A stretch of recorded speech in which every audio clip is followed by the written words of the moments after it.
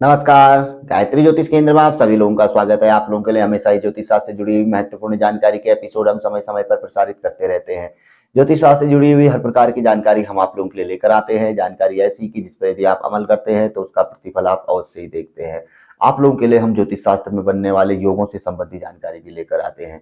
योग अपने आप में एक ऐसे विशेष फल देने वाले माने जाते हैं कि यदि किसी व्यक्ति की जन्म कुंडली में यह बन जाते हैं और अच्छी स्थिति, मजबूत स्थिति, बली स्थिति में यह जब होते हैं तो व्यक्ति को उसके कर्म, उसके भाग्य से ज्यादा फल दे जाते हैं।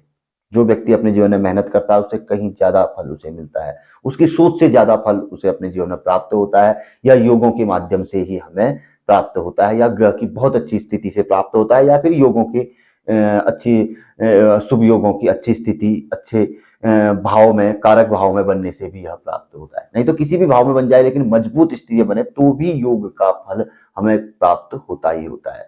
तो आज हम आप लोगों के लिए एक ऐसे योग के बारे में जानकारी लेकर आए हैं जिस योग के बारे में कहा जाता है कि यह योग यदि किसी व्यक्ति की जन्म कुंडली में बन जाता है तो ऐसा व्यक्ति किसी की नहीं सुनने वाला होता है, खुले विचारों का होता है, अपने विचारों से, अपने उसूलों के साथ अपने जीवन को आगे बढ़ाता है। यहाँ तक कि एक विशेष अवस्था, कम अवस्था में ही यह परिवार से अलग हो जाता है और अपना जीवन स्वयं अपनी मेहनत, अपने बलबूते पे ही यापन करता है। यहाँ तक कि इस योग के बारे में बताया गया है कि शादी, विवाह आदि सब कुछ जो है अपना, वह सब परिवार से अलग रहकर ही करता है।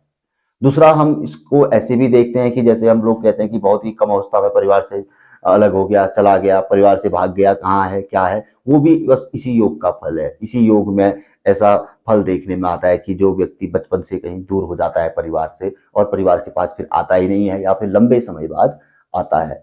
तो यह योग कैसे बनता है? तो बड़ा आसान सा है यह योग जो बनता है, लेकिन बहुत कम कुंडलियों में यह योग बनता है।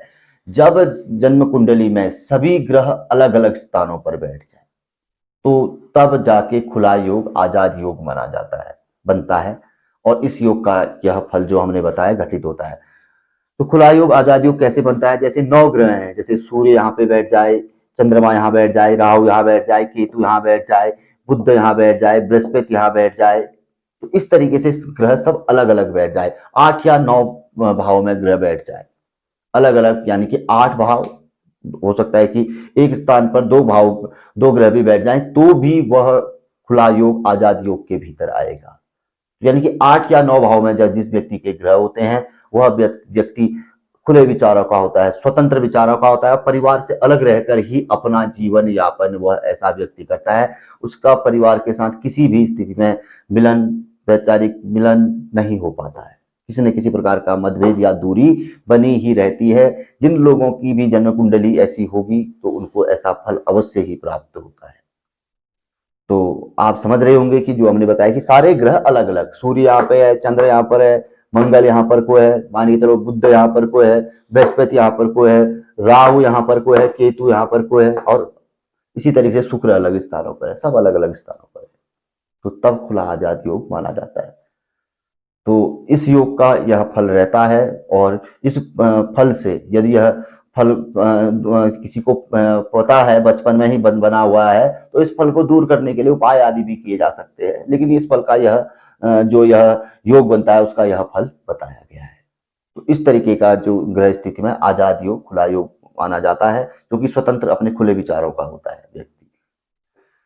तो जानकारी आपको कैसी लगी जरूर हमें बताइएगा, क्योंकि इसी तरीके की जानकारी हम आप लोगों के लिए लेकर आते हैं। योगों से संबंधित हो या ग्रह उपाय से संबंधित हो, ग्रह फलों से संबंधित हो, रत्न धारण से संबंधित हो, हर प्रकार की जानकारी हमारी आप लोगों के लिए रहती है। और जानकारी ऐसी रहती है कि यदि आप अमल करते हैं तो उसका लाभ आपको किसी न किसी परिस्थिति में अवश्य ही प्राप्त होता है। देखो, एक बात होती है, भगवान का नाम कभी जाया नहीं जाता है, कहीं ना कहीं काम आता है हमें। वह एक प्रकार से हमें हिम्मत ही देता है, हमारा उत्साह ही बढ़ाएगा, हमें डिमोरलाइज नहीं करेगा। तो भगवान का नाम ही रहता है। उपाय भी बस भगवान से जुड़े हुए होते हैं। तो यदि आपको लगता है कि हमने अभी उपाय किया, कोई फल प्राप्त नहीं हुआ, तो यह आपकी गलतफहमी है। उसका फल या तो उस समय पे कोई बड़ी घटना, बड़ी जो हमारे साथ समस्या, मुसीबत आनी थी, उसके टलने को लेकर समझ लीजिए, या फिर निकट भविष्य में उसका किसी न किसी प्रकार का फल हमें अवश्य ही प्राप्त होगा, या कोई बहुत बड़ी घटना से हमारा बचाव अवश्य ही होगा। क्योंकि भगवान का नाम, उपाय या इस तरीके की चीजें कभी भी, हमारा जो ज्योतिष से जुड़ी हुई उपाय जानकारियां हम लोग देते हैं, ज्योतिषी लोग, वो कभी जाया नहीं जाती है। तो इनमें विश्वास करना चाहिए। अपनी जन्म पत्रिका के बारे में जानकारी अवश्य होनी चाहिए कि हमारे ग्रह कैसे हैं, और समय समय पर जन्म पत्रिका से संबंधित उपाय आदि करने चाहिए। ये एक खुशहाल जीवन की निशानी होती है। जीवन में कभी समस्याएं नहीं आती है, क्योंकि यदि हम पत्रिका समय समय पर दिखाते हैं तो समस्या आने से पहले ही हमें पूर्वाभास हमें पता चल जाता है, और उपाय के माध्यम से समस्या, जो बहुत बड़ी समस्या होती है, थोड़े में टल जाती है। ना कहीं कहीं का काम कहीं निमित्त मात्र में निपट जाता है। तो ये चीजें हैं ज्योतिष में। तो इन चीजों पे हमें विश्वास रखना चाहिए, अपनी आस्था बनाए रखनी चाहिए। तो जानकारी अच्छी लगी तो पूर्व में भी कहा, मैं आगे बढ़ाकर आप शेयर कर सकते हैं। नए लोगों से आग्रह रहता है गायत्री ज्योतिष केंद्र के साथ जुड़े, चैनल को सब्सक्राइब करें, बेल आइकन दबाएं। बहुत अच्छी जानकारी है। जब भी आप हमारे चैनल पे सब्सक्राइब या बेल आइकन प्रेस करते हैं तो जानकारी प्रसारित होती है, तो आप लोगों तक तुरंत ही पहुंच जाती है। तो मिलेंगे ही ऐसी किसी जानकारी के एपिसोड के साथ अगले वीडियो में। तब तक के लिए नमस्कार। जय श्री राम, जय श्री कृष्णा, ओम नमः शिवाय।